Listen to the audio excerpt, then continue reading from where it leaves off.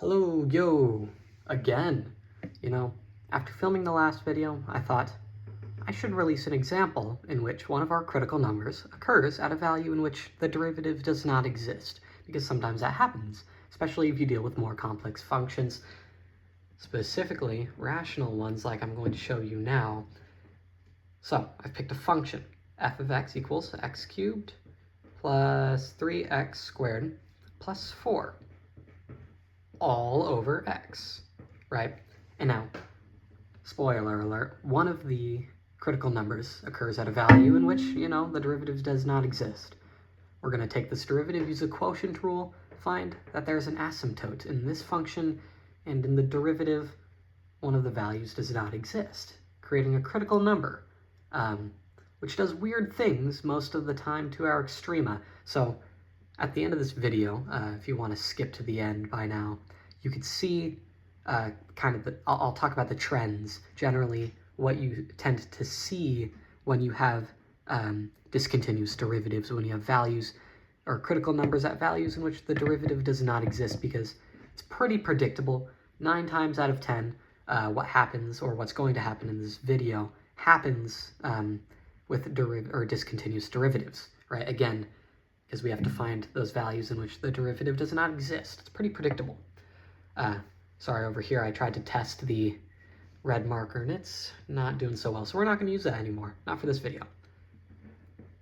As in the last video, we're going to find f prime of x right away. We're going to use our quotient rule. So say it with me: low d high. We do not need plus 4 when we're doing d high. Okay, d high, low d high, minus high.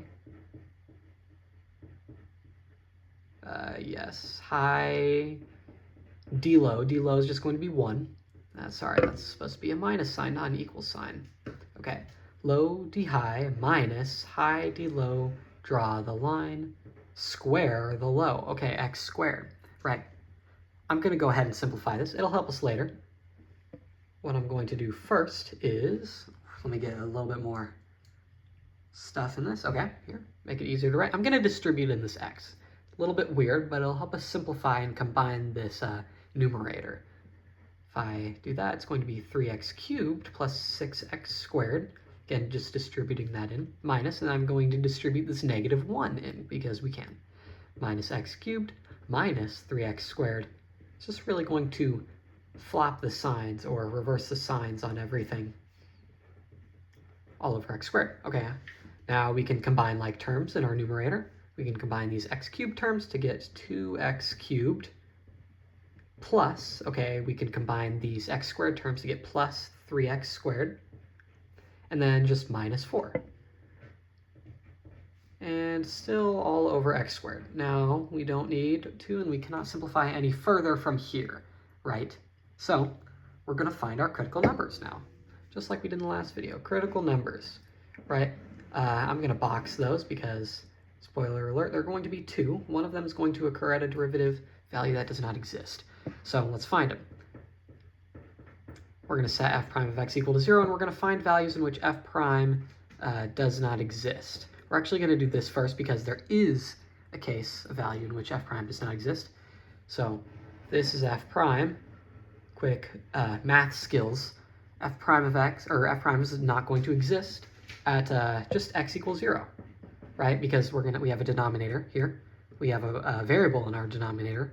When this denominator equals 0, we're going to have an undefined value for our function. We're going to have something over 0. It's going to be negative 4 over 0. That's undefined. It's going to shoot off to negative infinity, right? Because if we plug in 0 here to our numerator, really think of it as like limits, right? You can prove this with limits. What happens is you have a negative number, negative 4, and I like to think of it as a very, very small number, right? And you could do the limit justification. You could figure out that this is an asymptote, actually, because if you do the limit as x approaches 0 from the left side, what you're going to get is infinity, I believe? Negative infinity, I believe. Yes, this shoots down towards infinity, because this is a squared value, you're always going to have a positive number in this denominator. You're going to have a negative number over a very, very, very small number, and that approaches infinity, right? That's how I like to think of these limits. So this limit as x approaches 0 from the left side is going to approach negative infinity, and the limit, oh man, this pencil's running out. Okay, and the limit as x approaches 0 from the right side, it's going to be positive infinity, right? Yeah, because of these values here. Yes, this is going to be positive infinity. And so, quick just kind of trick. If you do this limit justification from left and right side, so really what you're finding is just the limit as x approaches 0. If you find that limit, and this limit does exist, and that equals a number, right, because these are equal to the same thing, you're generally going to have a whole discontinuity.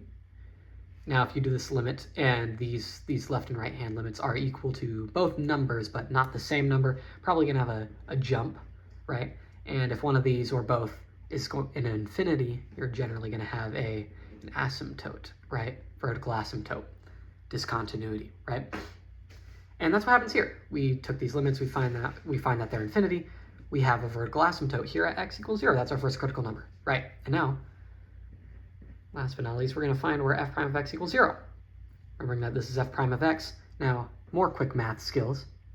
There's no value in which this is 0 unless the numerator is 0, because this denominator really doesn't affect, where this function equals 0, because there's nothing that we can divide by a number and get 0 unless it is 0, because 0 divided by anything is, in fact, 0, right?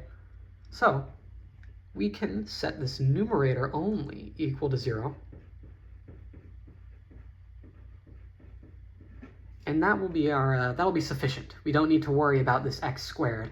And if we wanted to, we could just say, okay, over x squared, and then we just multiply that x squared over by 0, and we're left with the same thing anyways, right? So that applies for all rational functions, variables in that denominator, unless, of course, there's something else. But generally, when the numerator is equal to 0, the function is equal to 0. You can't divide to get 0 unless it's 0. Anyways, me rambling about 0. I did this in my calculator because you don't want to do this in your head, right? Despite that we're using calculus to find these extrema instead of a calculator, as in, if you've taken a past algebra course, generally you'll use like a graphing calculator, the trace command, right, or the calculate and all that. So I'm going to do that here with you now. We can find a 0. Oh, actually, I'm not going to, because that would show you the function, and I don't want to do that. I found the zeros of this derivative just now with my calculator. Turns out there's only one, and it occurs when x equals 0.9108, okay, 201. Okay, that's pretty big. I didn't want to do that in my head. I'm glad I didn't, right? If you have a graphing calculator, or if you just want to, you're not going to find this with guess and check. I hope you don't. You'd be incredibly lucky if you did. Haha, right? So you can just use kind of a calculator to find that 0, and I did, because I don't want to waste your time, like I am right now, by talking. Okay, let's make our number line already.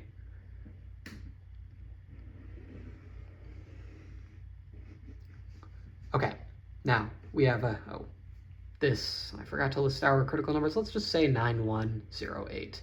Go to 4 decimal places, like generally in science and math you do. We go to 4 decimal places a lot. Okay, my pencil broke again. So we have 2 critical numbers, one at 0 here, one at 0.9108. Okay, now we have to find values of f prime of x here, to the left of 0, between these 2 critical numbers, and to the right of 9108. Ooh. Okay. And I like to label the sides here f of x, just so I can show you guys what's happening in our number line. I like to label f prime of x so I can show if it's positive, negative, whatever. It's never going to be 0 or not exist, because that's what our critical numbers are for. I like to just draw a little curve, whatever. Okay, now I'm going to rewrite f prime of x so you don't have to keep rewinding. It's equal to 2x cubed plus 3x squared minus 4 all over x squared. Okay, we're going to have to do some math here. We're going to have to find f prime of First, I'm going to choose a value to the right of our critical number. Oh, and I'll label these critical numbers. This was a does not exist critical number, and this was a f prime equals 0 critical number, right? And you'll see some trends here. No, we're doing only one example in this video because I value your time, even though I sit here and talk forever and waste that. Put me on 2x speed if you haven't already. You'll see some trends. Okay, f prime of, and I'm going to choose 1, because that's easy. You don't need to choose something super difficult. I'll show you a trick here in a second, though. Actually, I'll show you that trick right now. I'm going to choose 100, right? F prime of 100 is equal to, okay, now I'm looking at this function. I'm cubing 100, I'm squaring 100, and then I'm subtracting 4. This is going to be a positive number because I'm just then dividing by 100 squared, right? We're going to get a very, very large number here, a very large positive number, subtracted by 4. I'm guaranteeing you that this, given that x is equal to 100, is going to be greater than 4. So our numerator is going to be positive, and our denominator is always going to be positive because of that square. So f prime of 100 is a positive value. Boom. That skips a lot of math. We don't have to plug in anything, right? So if f prime of x is positive here, that means f of x is increasing. Our function's going to look something like that, right? Not exactly, but whatever. Just so you can see what happens with our critical numbers. Now f prime of, now we have to choose a number between these. Oh, okay. We're going to definitely do some math here. I'm actually going to choose, how about 0.1? Why not? No, 0.1 for this middle kind of section here, because any value works, any value is going to have the same sign. Oh yeah, and that's why this 100 works, because any value to the right or greater than x equals 0.9108 is going to have the same sign in our derivative, right? That's what critical numbers are for. They show us where those kind of shifts can happen. Not always guaranteed, but where they can happen. So f of 0.1 is going to equal, okay, 2 times 0.1 cubed plus 3 times 0.1 squared minus 4. Okay, all over 0.1 squared. Now this is a positive value. Now I chose 0.1 because what's going to end up happening is when you square these values, they're going to get smaller and smaller and smaller, right? And then you multiply them by 3 and 2. That doesn't really do much compared to raising them to a power, right? Think about how fast these things grow. This top is actually going to be negative because regardless, this kind of positive addition here is always going to be less than 4, right? 0.1 squared, that's 0.01, 0.1 cubed, 0.001. Adding those two together, not going to get you above 4. So subtracting 4 is going to lead this numerator to be negative. Negative divided by positive, that's going to be negative. So our function, or our derivative, is negative in this area here, meaning f of x is decreasing, which means we're going to have something that looks like that. And we can already tell that there's going to be a minimum here, a relative minimum. Okay, for this last value, I'm going to choose -1. Right, -1's pretty simple. And I'm out of space on this paper already, so I'm just going to do f prime of -1 right here, just off to the side. F prime of -1 is going to equal, okay, think about this here. 2 times, oh, I forgot to write the 2. Just wrote a parenthesis. 2 times -1 cubed. And I'm just going to simplify that right away, actually. We could do this math in our head. Looking at this f prime of x here, right, because this is f prime. 2 times -1 cubed. -1 cubed is just -1. So this is really just -2 plus, okay, -1 squared is 1. So this is going to be 3. And then minus 4. Okay, -2 plus 3 is 1, minus 4 is -3, over, and then -1 squared, so just 1. So this is going to be a negative number, right? Just by that logic, or by that math, actually. I did math there, right? So f prime, we just found, is negative here, to the left of 0, which means that f of x is decreasing. The applications of derivatives, cool. right? So this is the trend I'm talking about.